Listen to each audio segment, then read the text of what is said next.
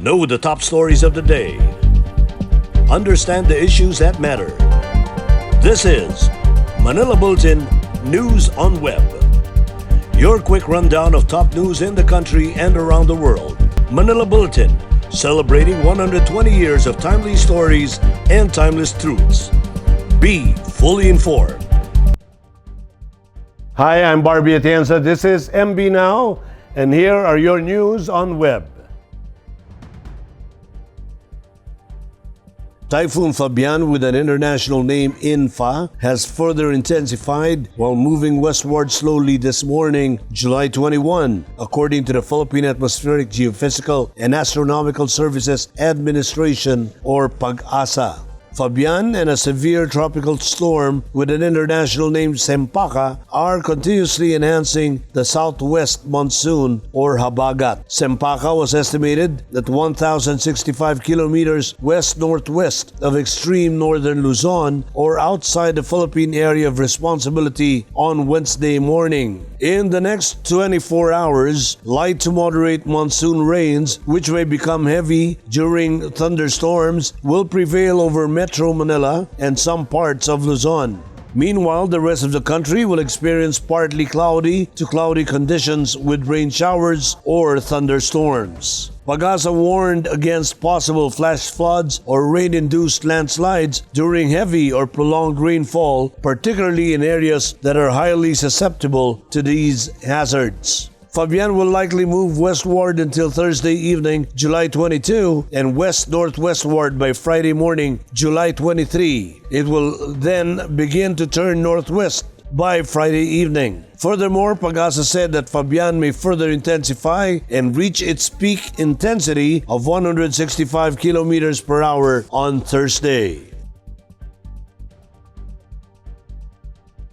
11 local government units in the country were tagged as high risk for coronavirus disease by the independent research group Octa on Wednesday, July 21. The high-risk areas are Davao City, Cebu City, Iloilo City, Bacolod City, Makati City, Cagayan de Oro City, General Santos City, Baguio City, Taguig City, Lawag City, and the municipality of Mariveles in Bataan. Octa also noted a significant increase in new daily COVID-19 cases in Manila, Makati City, Baguio, Lawag during the July 14 to 20 period. Moreover, infection rates remain very high in Lawag City, Lapu-Lapu City, and Cebu City. Meanwhile, Octa said intensive care unit or ICU utilization remains very high in Iloilo City, Taguig City, and Davao City. Based on its latest assessment, Octa noted that the Philippines remains under moderate risk for COVID-19.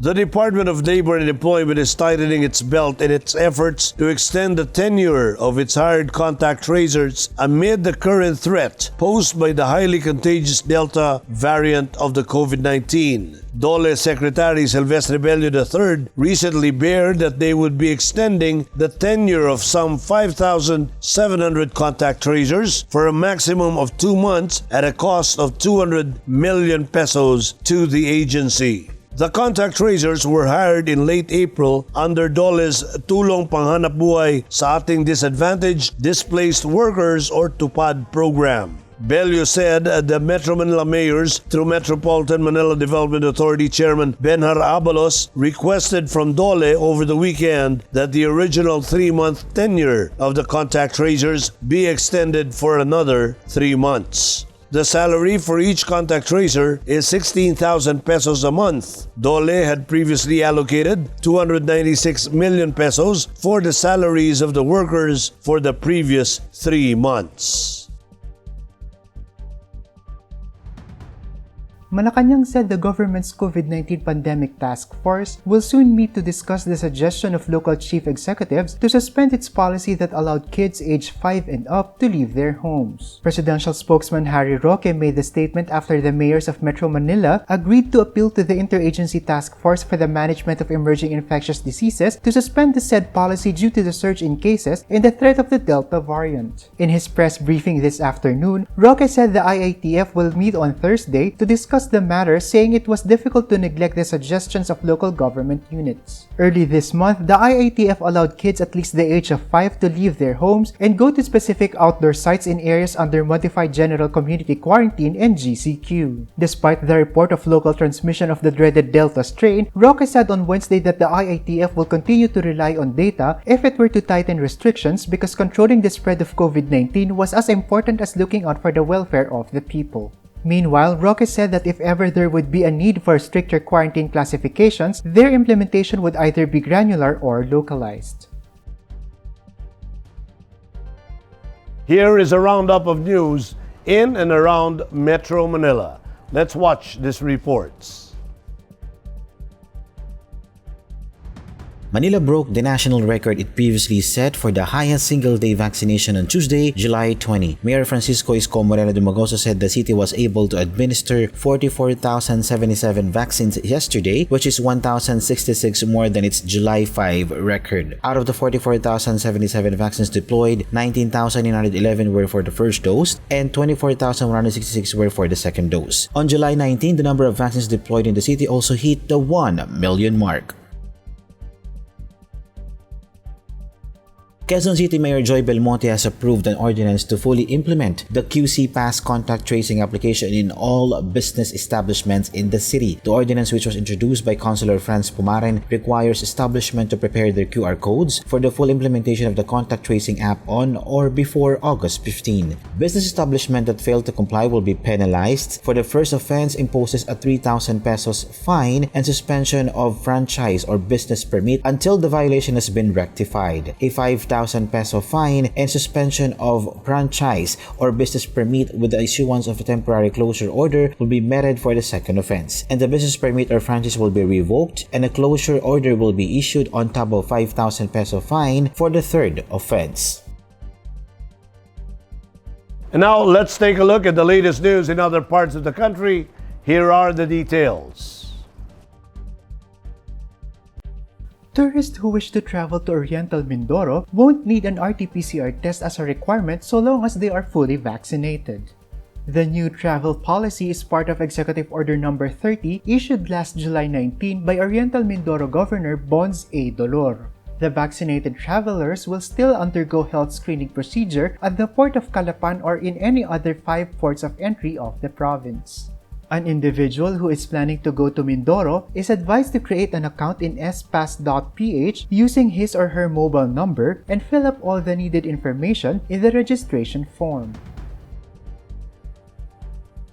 Authorities in Zamboanga City are tracking down 3 persons who arrived in Zamboanga City together with a COVID-positive individual from Indonesia.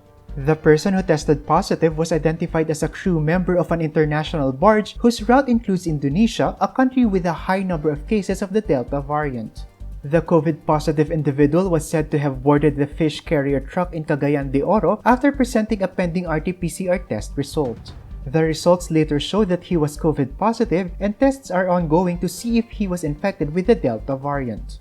Meanwhile, 3 other passengers boarded the same truck when it passed by Barangay Vitali, the first barangay of Zamboanga in the east. The Zamboanga local government is asking the 3 travelers to turn themselves in and have themselves tested as they may be COVID positive.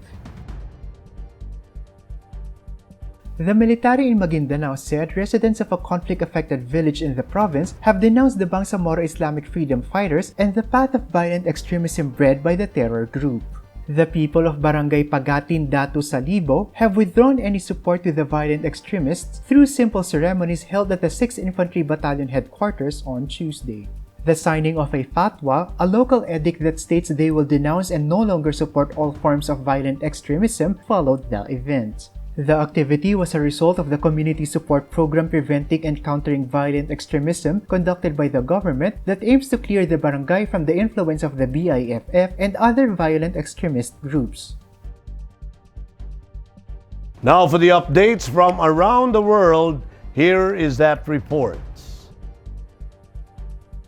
Indonesia and Iran were suffering alarming surges in coronavirus cases Tuesday as governments raced to vaccinate populations in a bid to outpace the highly contagious Delta variant wreaking havoc across the globe. Indonesia has seen its caseload spin out of control, overtaking India and Brazil as global coronavirus hotspot and hitting a new daily record of more than 1,300 deaths on Monday. Authorities have banned large crowds, including at traditional events during the Muslim Eid al-Adha festival, and urged the public not to gather for acts of religious worship. Much of Southeast Asia is currently reeling under the coronavirus surge as the Delta variant wreaks havoc on nations struggling with vaccine rollout capabilities. Iran, which has suffered the deadliest outbreak in the Middle East, has been gripped by what authorities warned would be a fifth wave driven by Delta. The European Medicines Agency said Tuesday it had started a rolling review of France's Sanofi coronavirus jab, which could lead to authorization for use in the European Union. The Sanofi drug, developed by British firm GSK, joined four others on the EMA's review lists, including Russia's Sputnik V and China's Sinovac. Unlike mRNA vaccines, which need to be stored at ultra-cold temperatures, the Sanofi jab can be kept closer to room temperature, potentially helping the rollout. The jab would require 2 doses, like most other vaccines on the market.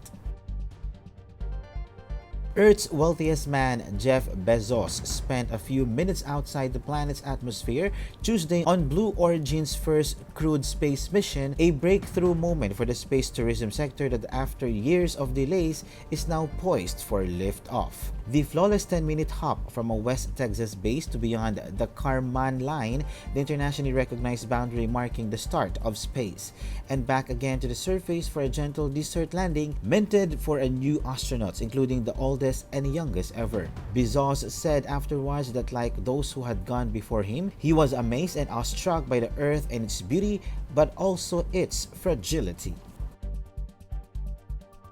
Here now are the latest news in show business. Let's watch this. The Miss Universe organization announced that the 2021 Miss Universe competition will be held in Israel in December. This is the second time in recent years that the pageant will be staged during the holidays. The last time the Miss Universe competition was held in December was in 2012. This is also the first time that the Miss Universe pageant would be held twice in 1 year. Steve Harvey will return as a host of the Miss Universe pageant, but it seems that some fans are not happy with the announcement. On the Miss Universe's Instagram page, fans expressed their dismay over the hosting of Israel due to the Israeli-Palestinian conflict. Many posted the hashtag Free Palestine as a sign of protest. Some fans also questioned why they are supporting Israel that killed many innocent Palestinian people. The city of Eilat in Israel was chosen by the Miss Universe organization to host the 2021 edition of the pageant. And now for the latest from Manila Bulletin Sports section. Let's watch this.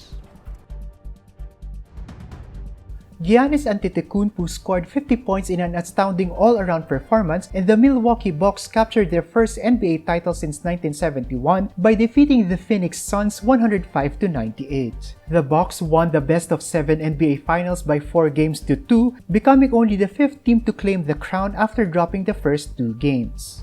Antetokounmpo, only the 7th player in finals history with a 50-point game, added 14 rebounds and 5 block shots as the Bucks end their 50-year title drought.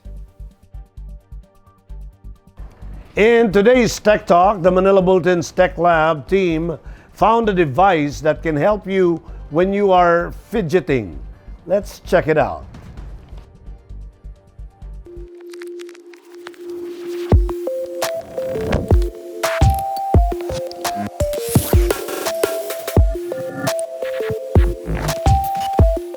They say that using a fidget toy can help you stay focused and calm while also staying put. With the stress brought about by the pandemic, the Manila Bulletin Tech Lab decided to feature today in Tech Talk a simple device that works as your fidget toy and a car air freshener.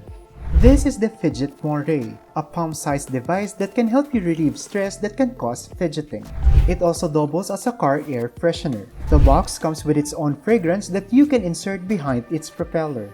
In front is an image that gets animated when you turn the propeller behind it when you are fidgeting. It can also get animated when you clip it in your car's aircon vents.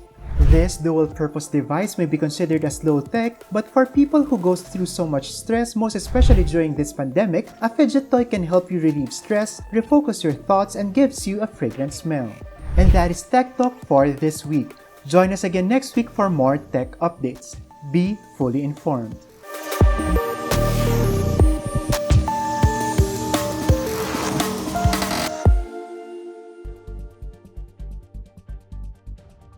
A simple device, yet very helpful when you're fidgeting.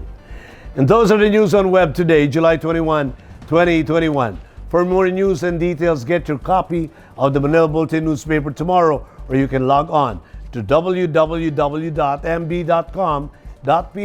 or you may also subscribe to our newsletter through the link on this video's caption to have the day's latest news delivered to your inbox. I am Barbie Atienza for Manila Bulletin. Join us again tomorrow. This has been MB Now. Be fully informed.